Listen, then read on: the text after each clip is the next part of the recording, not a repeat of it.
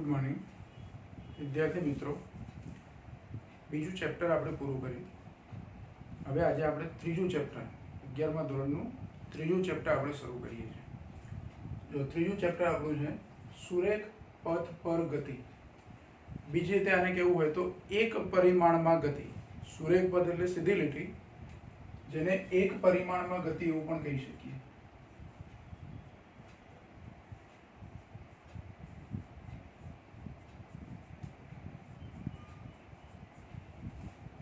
सुरेख पथ पर थती गति एटले एक परिमाण में थती गति एवुं आपणे कही शकीए।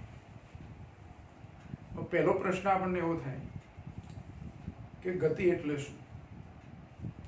जो आपणे त्रीजुं चैप्टर जे शरू करीए छीए અહીંથી આપણે મિકેનિક્સની શરૂઆત કરીએ છીએ અને એનો મુખ્ય પ્રશ્ન આપણો ગતિ વિશેનો છે કે ગતિ એટલે શું।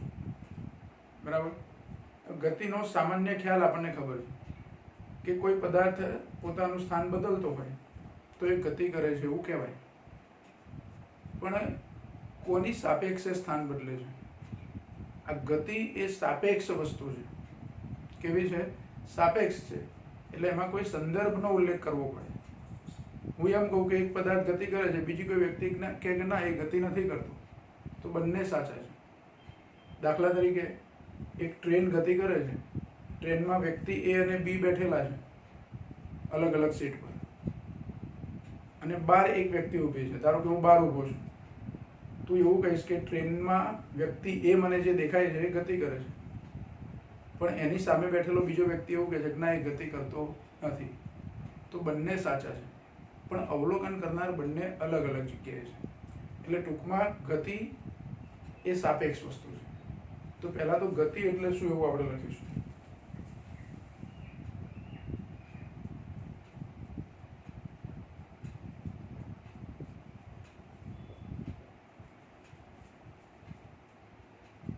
જ્યારે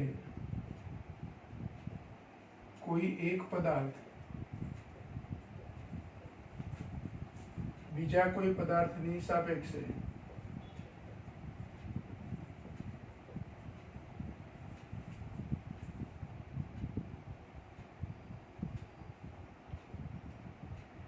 समय साथे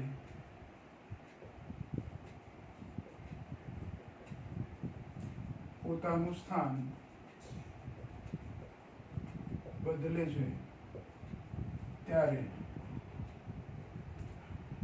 તે પદાર્થ બીજા પદાર્થની સાપેક્ષે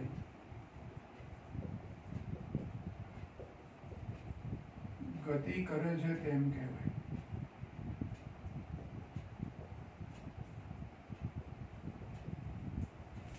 જો આ વાક્ય બરાબર સમજો।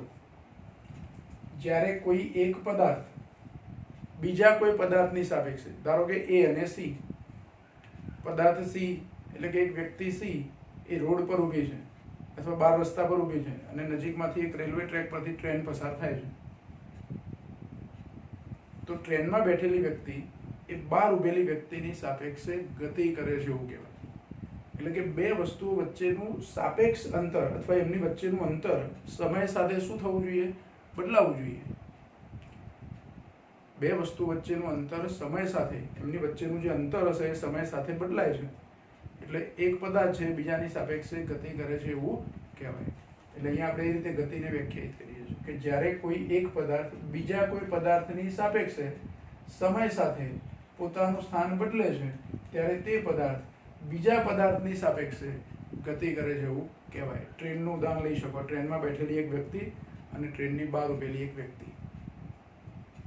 તો બે વ્યક્તિ એકબીજાનું નિરીક્ષણ કરે છે, તો બહાર ઊભેલી વ્યક્તિ ટ્રેનમાં ઊભેલી વ્યક્તિ માટે એવો જવાબ આપશે, ટ્રેનમાં બેઠેલી વ્યક્તિ માટે, કે ટ્રેનમાં બેઠેલી વ્યક્તિ એ ગતિ કરે છે। પણ ગતિ એ સાપેક્ષ છે। હમણાં કીધું આપણે કે ટ્રેનમાં બેઠેલી વ્યક્તિને ટ્રેનમાં જ બેઠેલી બીજી વ્યક્તિ શું કહેશે? સામસામેની સીટ પર અમુક અંતરે બેઠા છે અને એ પોતાની જગ્યાએથી એ જગ્યા બદલતા નથી, બંને એકબીજાને જુએ છે, તો એ વ્યક્તિ એ બી વ્યક્તિ માટે એવું કહે છે કે બી વ્યક્તિ સ્થિર જ છે, અને બી વ્યક્તિ એ વ્યક્તિ માટે પણ એવું કહેશે કે એ સ્થિર છે। પણ બહાર ઊભેલી ત્રીજી કોઈ વ્યક્તિ એવું કહેશે કે વ્યક્તિ એ ગતિ કરે છે, વ્યક્તિ બી પણ ગતિ કરે છે. એટલે તમે ક્યાં ઊભા રહીને કઈ જગ્યાએ રહીને અવલોકન કરો છો તે મહત્વનું છે. એટલે ગતિ એ સાપેક્ષ વસ્તુ છે. આ એક વસ્તુ ગતિ માટેની આપણી આ એક ક્લિયર. હવે ગતિનો અભ્યાસ આપણે જ્યારે કરવાનો હોય, ગતિ આપણે આ ચેપ્ટરમાં જે શીખવાના છે એ સુરેખ પદ પર ગતિ શીખવાના છે. એટલે કે એક પરિમાણમાં ગતિ શીખવાના છે. ગતિ 2 પરિમાણમાં પણ હોઈ શકે અને 3 પરિમાણમાં પણ હોઈ શકે. પણ આપણે આ ચેપ્ટરમાં એક પરિમાણમાં ગતિ શીખવાની છે. શું શીખવાનું છે? એક પરિમાણમાં ગતિ શીખવાની છે. ગતિ અંગેનો અભ્યાસ કરતી ભૌતિક વિજ્ઞાનની જે શાખા છે, ગતિ અને એની સાથે સંકળાયેલી જે કંઈ ભૌતિક રાશિઓ આવતી હોય તે બધી જ, તો એ જે શાખા છે એને આપણે યંત્રશાસ્ત્ર અથવા મિકેનિક્સ કહીએ છીએ. આ જે મિકેનિક્સ છે, યંત્રશાસ્ત્ર, આપણે 11મા ધોરણની અંદર લગભગ મિકેનિક્સ જ વધારે શીખીએ છીએ. તમે ગતિ વિશેની ચર્ચા કરો, ન્યૂટનના ગતિના નિયમોની વાત કરો, કાર્ય ઉર્જા અને પાવરની વાત કરો, ચાક ગતિની વાત કરો, તો આ બધું શું છે? મિકેનિક્સ છે. મિકેનિક્સમાં પાછા પ્રકાર હોય. અહીંયા આપણે જે ગતિની ચર્ચા કરીએ છીએ, મિકેનિક્સની જે વાત કરીએ છીએ, એની અંદર 2 ભાગમાં આપણે મિકેનિક્સ શીખવાનું છે. એક છે કાઇનેમેટિક્સ.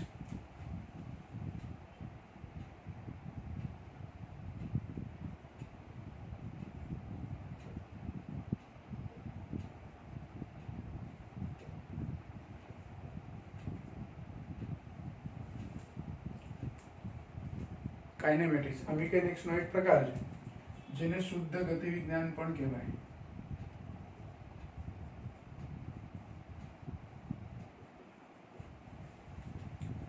હવે આ કાઇનેમેટિક્સ એ શું છે?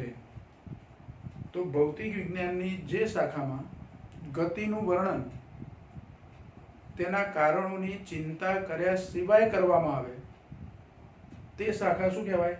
કાઇનેમેટિક્સ કહેવાય. ભૌતિક વિજ્ઞાનની જે શાખામાં ગતિનું વર્ણન તેના કારણોની ચિંતા કર્યા સિવાય કરવામાં આવે તેને શું કહેવાય? કાઇનેમેટિક્સ કહેવાય. એટલે એ પણ લખી લઈશું આપણે.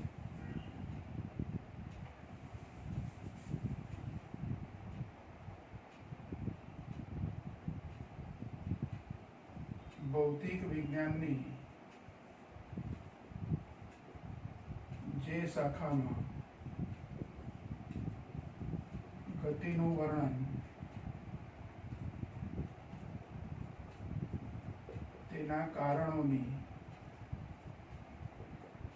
ચિંતા કર્યા સિવાય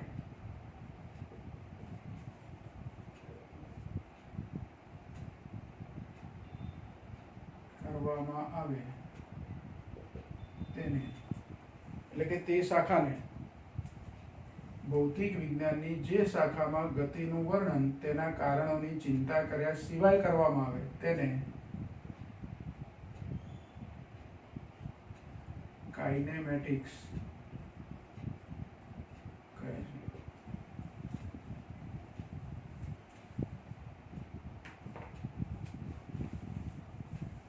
કાઇનેમેટિક્સ એટલે કે શુદ્ધ ગતિ વિજ્ઞાન એવું પણ કહેવાય એને. જો અહીંયા ગતિનું વર્ણન કરવાનું, પણ ગતિ કેમ થાય છે, કયા કારણથી થાય છે, એની કોઈ ચર્ચા નહીં કરવાની. એવી જે શાખા છે ભૌતિક વિજ્ઞાનની, એને આપણે કાઇનેમેટિક્સ કહીએ છીએ. તો ગતિનું કારણ શું હોય? આપણે કોઈ પદાર્થ ગતિ કરે છે, એક સ્થિર પદાર્થ અહીંયા છે, એક દડો અહીંયા પડ્યો છે જમીન પર, સહેજ ધક્કો મારી એટલે ગબડવા લાગશે, ગતિની શરૂઆત થઈ ગઈ. કેમ ગતિની શરૂઆત થઈ? કયા કારણથી? તો આપણે એને સહેજ બહારથી શું કર્યું? બળ આપ્યું, ધક્કો માર્યો.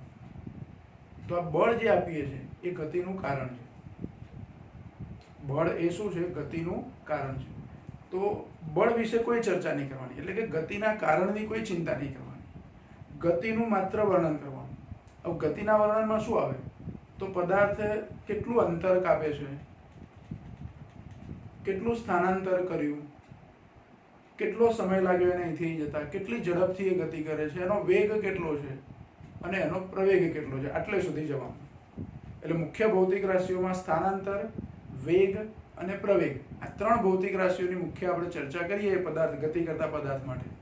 એ સિવાયની બીજી કોઈ ભૌતિક રાશિઓ, એની આગળની જે ભૌતિક રાશિઓ આવતી હોય એની ચર્ચા ના કરીએ એટલે એ શુદ્ધ ગતિ વિજ્ઞાન થયું.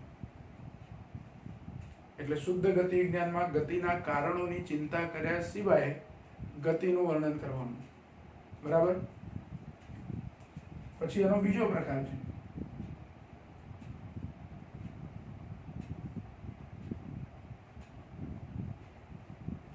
ગતિનો બીજો પ્રકાર જે છે ભૌતિક વિજ્ઞાનમાં આ મિકેનિક્સનો, એ ડાયનેમિક્સ છે. એટલે એને ખાલી ગતિ વિજ્ઞાન એવું કહેવાય.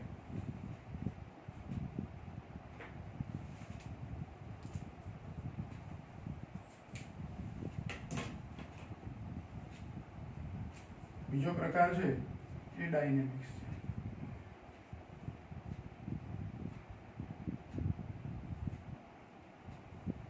અહીં શુદ્ધ ગતિ વિજ્ઞાન છે તો આ એકલું ગતિ વિજ્ઞાન છે. હવે આ ડાયનેમિક્સમાં શું કરે તો આ ભૌતિક વિજ્ઞાનની એવી શાખા છે કે જેમાં ગતિનું વર્ણન તેના કારણો અને ગતિ કરતા પદાર્થ અથવા ગતિ કરતી વસ્તુ એના ગુણધર્મો સહિત કરવામાં આવે. ગતિનું કારણ શું છે એની પણ અહીંયા ચર્ચા કરવાની, એટલે કે બળ વિશેની પણ ચર્ચા કરવાની, અને એ પદાર્થ જે ગતિ કરે છે અથવા જે વસ્તુ ગતિ કરે છે એના ગુણધર્મોની પણ ચર્ચા કરવાની. તો એવી જે શાખા છે એને આપણે શું કહીશું? ડાયનેમિક્સ કહીશું. એટલે આમાં લખીશું આપણે કે ભૌતિક વિજ્ઞાનની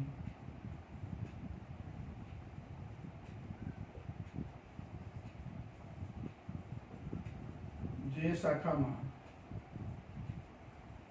ગતિનું વર્ણન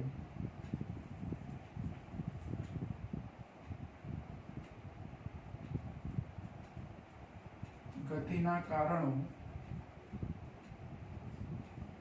ઉપરાંત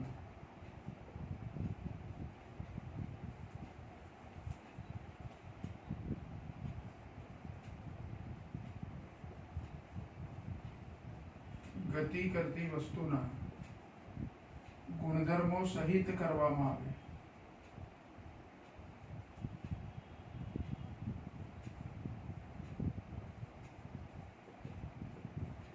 તેને ડાયનેમિક્સ કહે છે. અને કાઇનેમેટિક્સ અને ડાયનેમિક્સ એને સંયુક્ત રીતે મિકેનિક્સ કહેવાય. આમ તો આપણે પહેલા એવું લખવું પડે કે મિકેનિક્સ અને એના બે પ્રકાર, પણ આપણે આ બેના ભેગા કરીને શું કહેવાનું છે? મિકેનિક્સ કહેવાનું છે. એટલે નીચે લખી દઈએ કે કાઇનેમેટિક્સ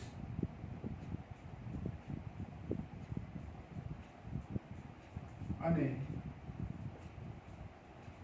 ડાયનેમિક્સને સંયુક્ત રીતે મિકેનિક્સ કહે છે. બંને ભેગા થાય એટલે મિકેનિક્સ કહેવાય. મિકેનિક્સ એટલે એને આપણે યંત્રશાસ્ત્ર એવું કહીએ છીએ. તો આપણે આ જે ચેપ્ટર શીખવાના છે એમાં માત્ર કાઇનેમેટિક્સની જ વાત કરવાની છે. આ સુરેખ પથ પર ગતિ નામનું જે ચેપ્ટર છે એમાં ગતિના કારણોની ચિંતા કરવાની નથી, માત્ર ગતિનું વર્ણન કરવાનું છે. એટલે કે આ ચેપ્ટરમાં આપણે કાઇનેમેટિક્સ શીખવાના છે. શું શીખવાનું છે? કાઇનેમેટિક્સ શીખવાનું છે.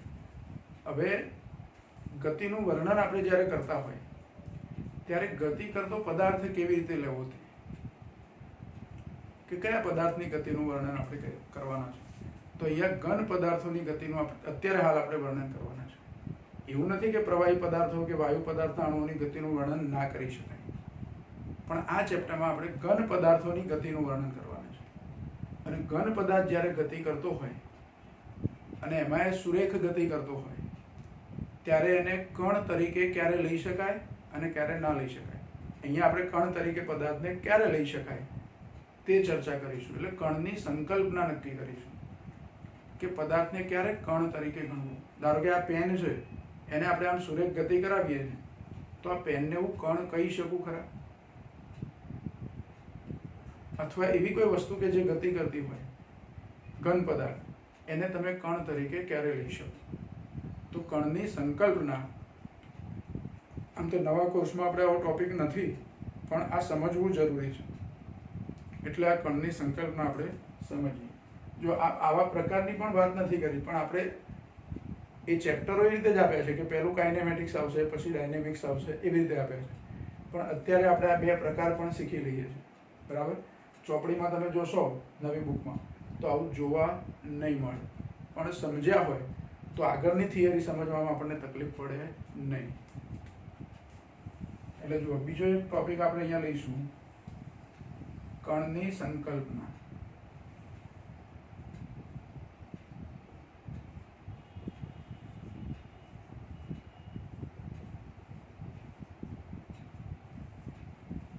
પહેલા તો કણ એટલે શું? તો કણ એટલે દળ ધરાવતો બિંદુવત પદાર્થ.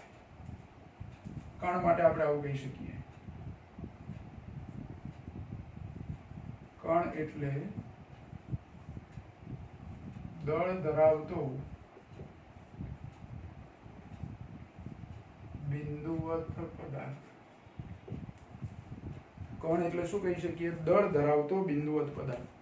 આપણે હવાની અંદર ધારો કે ઓક્સિજનનો એક પરમાણુ લઉં અથવા ઓક્સિજનનો એક અણુ લઉં તો એને કણ ગણી શકું. પણ એની ગતિ, હવાના અણુઓની ગતિ આપણે અસ્તવ્યસ્ત છે એવું જાણીએ છીએ. એ ગતિ કેવી છે? અસ્તવ્યસ્ત. એ પણ ગતિ જ છે એક પ્રકારની, પણ એને આપણે નરી આંખે જોઈ શકતા નથી. એ પણ દળ ધરાવે છે. આપણે એવો કણ વિચારીએ કે દળ ધરાવતો હોય પણ જગ્યા બહુ ઓછી રોકતો હોય, એટલે એને બિંદુવત ગણ્યો આપણે. કણ કેવો હોય તો આવું કહી શકાય કે કણ એટલે દળ ધરાવતો બિંદુવત પદાર્થ.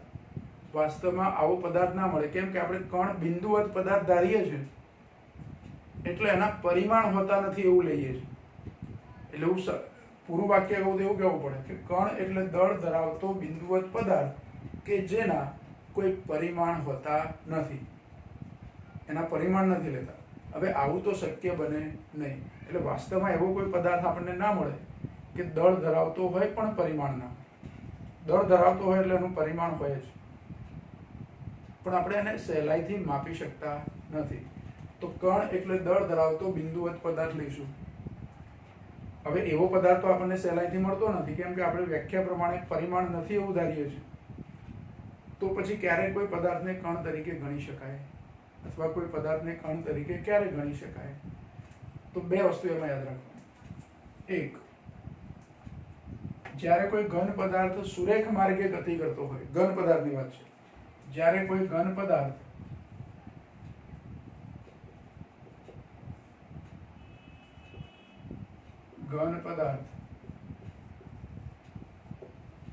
સુરેખ માર્ગ પર ગતિ કરતો હોય ત્યારે તેના બધા જ કણોએ સમાન સમયમાં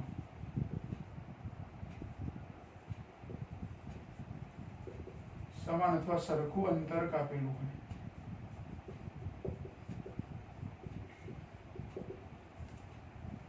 સમાન સમયમાં સમાન અંતર કાપેલું હશે તો આ સંજોગોમાં એ ઘન પદાર્થને હું કણ તરીકે લઈ શકું. સમાન સમયમાં સમાન અંતર કાપેલું હશે ત્યારે અથવા આ સંજોગોમાં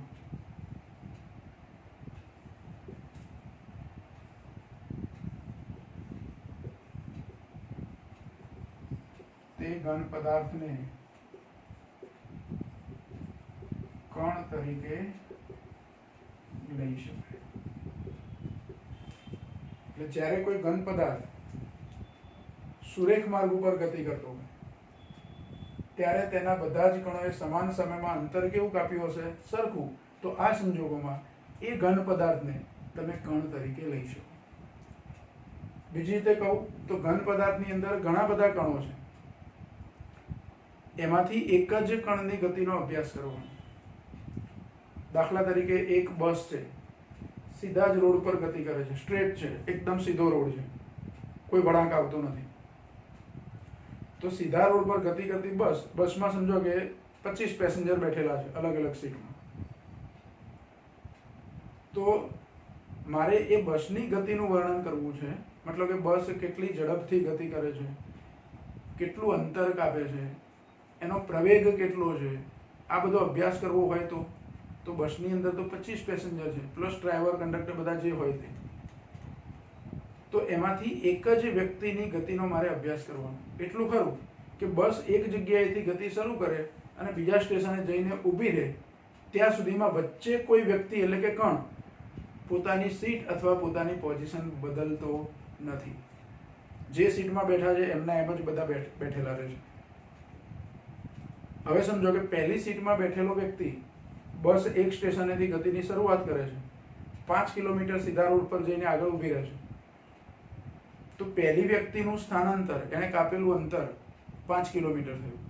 તો છેલ્લી સીટમાં બેઠેલી વ્યક્તિ એનું અંતર પણ કેટલું કપાયું છે? પહેલી વ્યક્તિનું જેટલું અંતર કપાયું છે તેટલું જ. ભલે એ બેની વચ્ચે ગમે તેટલું અંતર હોય. સમજો કે બેની વચ્ચે 5 મીટરનું અંતર છે, 5 મીટર અંતર છે, અથવા બે વ્યક્તિ વચ્ચે 5 મીટરનું અંતર છે. પહેલી વ્યક્તિએ 5 કિલોમીટર અંતર કાપ્યું તો બીજી વ્યક્તિનું અંતર પણ 5 કિલોમીટર જ થશે. એ રીતે દરેક વ્યક્તિનું અંતર એટલે કે દરેક વ્યક્તિનું સ્થાનાંતર જે હશે અથવા અંતર જે કાપ્યું હશે એ 5 કિલોમીટર જ થશે. એટલે દરેક વ્યક્તિએ એટલે કે દરેક કણે સમાન સમયમાં સમાન અંતર કાપ્યું છે. તો મારે બધાની ગતિનો અભ્યાસ અલગ અલગ શું કરવાનો?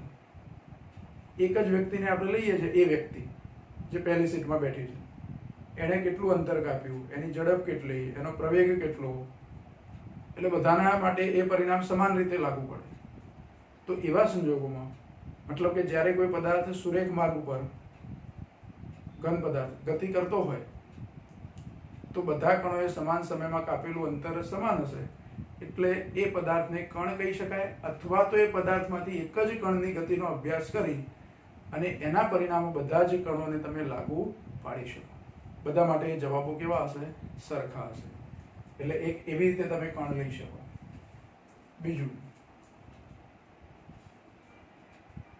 બીજી પરિસ્થિતિ કઈ છે?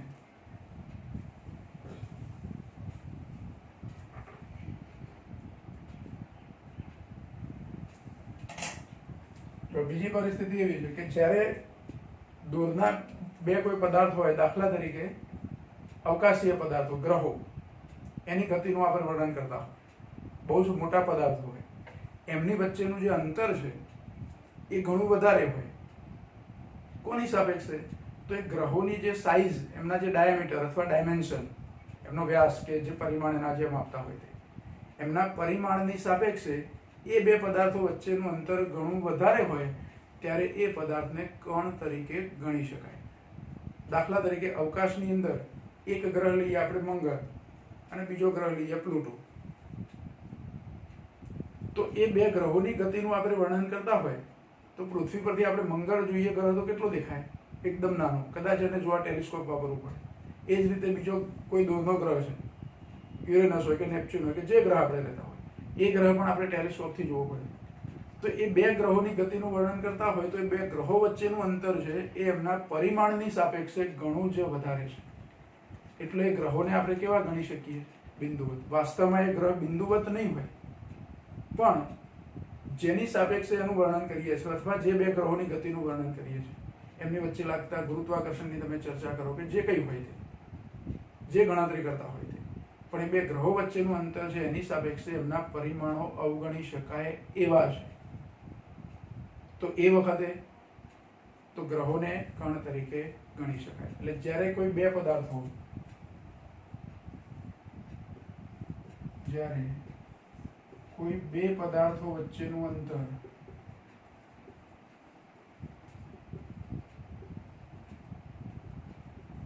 તેમના પરિમાણની સાપેક્ષે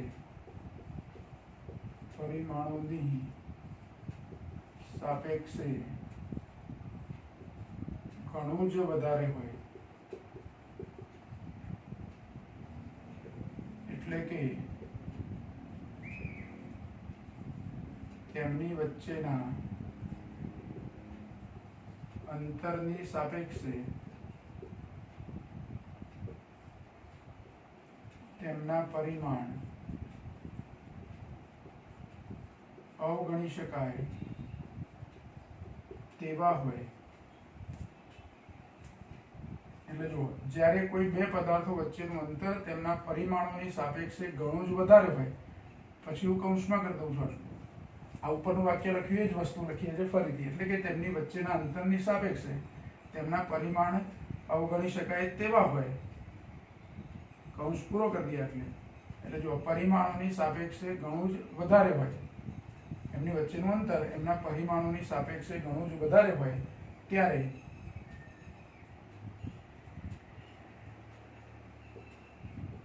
તે પદાર્થોને કણ તરીકે લઈ શકાય. ઉદાહરણ આપવું હોય તો આપી શકીએ કે બે ગ્રહો વચ્ચે લાગતા ગુરુત્વાકર્ષણ બળની ગણતરી કરતા હોય ત્યારે તે બંને ગ્રહોને કણ તરીકે લઈ શકાય. કેમ કે જે બે ગ્રહોની આપણે ચર્ચા કરતા હશું એમની વચ્ચેનું અંતર ઘણું વધારે હશે, એટલે એ વખતે એને કણ તરીકે લઈ શકાય. તો કણની સંકલ્પનામાં આટલા પોઈન્ટ આપણે યાદ રાખવા, 2 પોઈન્ટ. કણ એટલે શું? તો દળ ધરાવતો બિંદુવત પદાર્થ કે જેના કોઈ પરિમાણ હોતા નથી, અને એવો કણ વાસ્તવમાં આપણને વ્યવહારમાં મળતો નથી, પણ અમુક સંજોગોમાં કોઈ પદાર્થને કણ તરીકે લેવાનો થાય તો કયા સંજોગોમાં લઈ શકીએ? તો આ 2 મુદ્દાની ચર્ચા આપણે કરવાની. બરાબર. પછી ત્રીજી વસ્તુ છે, આ ટોપિક આપણો અહીંયા પૂરો થાય. હવે બીજો એક નવો શબ્દ છે, નિર્દેશ ફ્રેમ એટલે શું?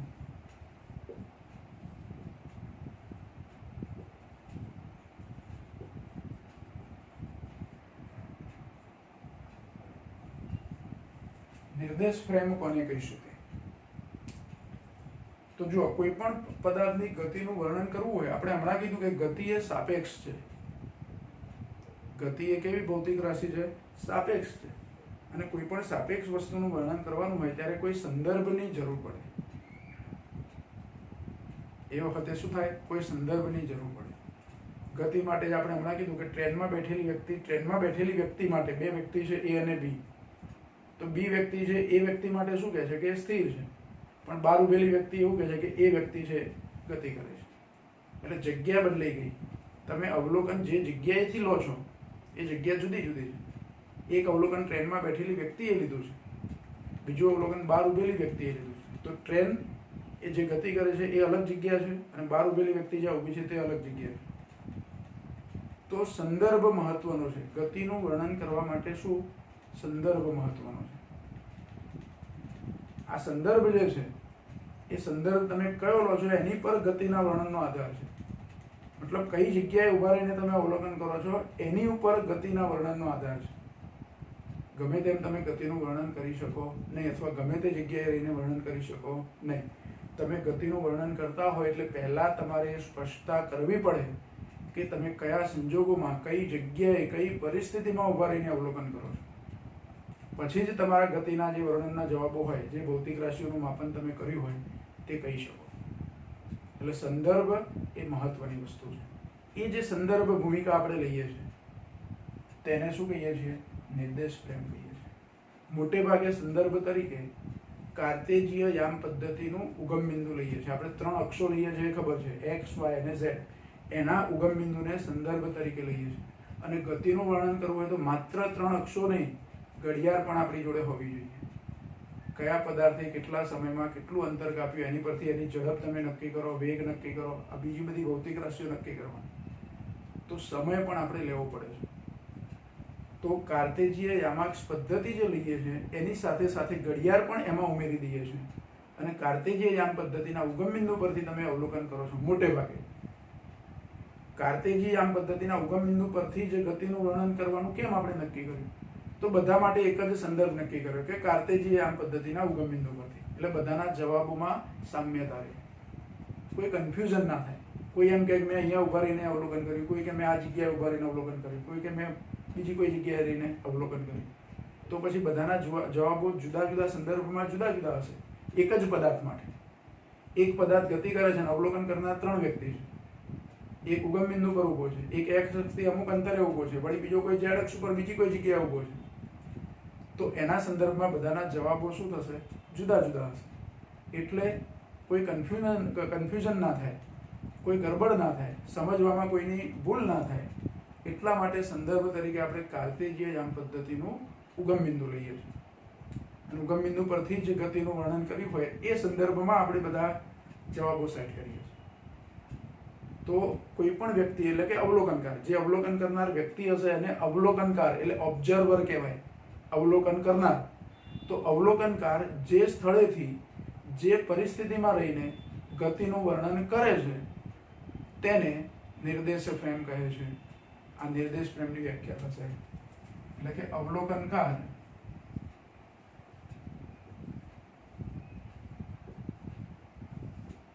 જે સ્થળેથી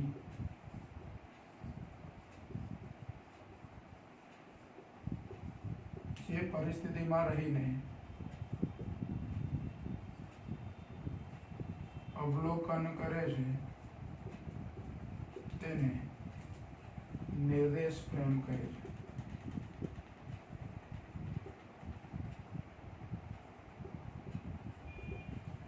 નિર્દેશ ફ્રેમ માટે ફ્રેમ ઓફ રેફરન્સ એવો વર્ડ છે. ફ્રેમ ઓફ રેફરન્સ એટલે નિર્દેશ ફ્રેમ. બીજી રીતે કહીએ તો સંદર્ભ ભૂમિકા. નિર્દેશ ફ્રેમ માટે બીજો શબ્દ કયો વપરાય છે? સંદર્ભ ભૂમિકા. આ નિર્દેશ ફ્રેમના બે પ્રકાર છે પાછા.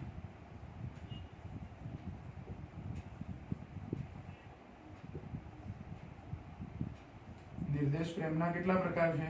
બે પ્રકાર.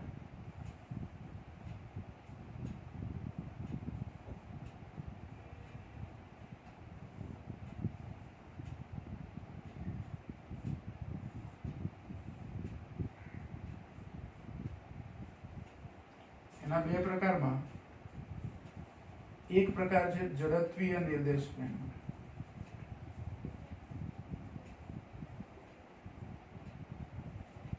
અને બીજો પ્રકાર છે અજડત્વીય નિર્દેશ ફ્રેમ. તો આમ તો જડત્વીય અજડત્વીય નિર્દેશ ફ્રેમ એવું પછીના ચેપ્ટરમાં આપણે શીખીશું, પણ અહીં ખાલી એના પ્રકાર તમારે યાદ રાખવા કે નિર્દેશ ફ્રેમમાં એક જડત્વીય નિર્દેશ ફ્રેમ, બીજી અજડત્વીય નિર્દેશ ફ્રેમ.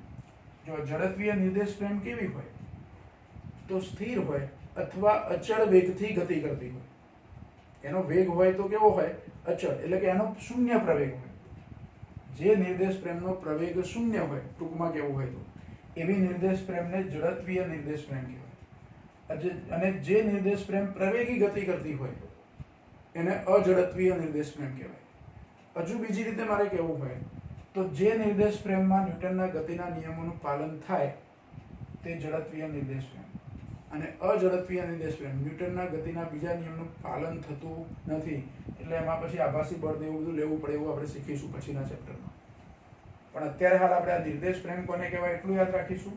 એના બે પ્રકારો યાદ રાખીશું, એક જડત્વીય નિર્દેશ ફ્રેમ અને બીજી અજડત્વીય નિર્દેશ ફ્રેમ. બરાબર? તો જુઓ, આ જે વસ્તુ છે સીધી રીતે આપણને બુકમાં આપી નથી, પણ આટલું જો તમે ક્લિયર થઈ જશો તો હવે જે આપણે શીખવાના છે, જે ભૌતિક રાશિઓ આપણે શીખવાના છે મિકેનિક્સની, એમાં તમને વધારે ક્લિયર થશે. એટલે પહેલાં આટલું તો આપણે લખી જ લઈશું. બરાબર?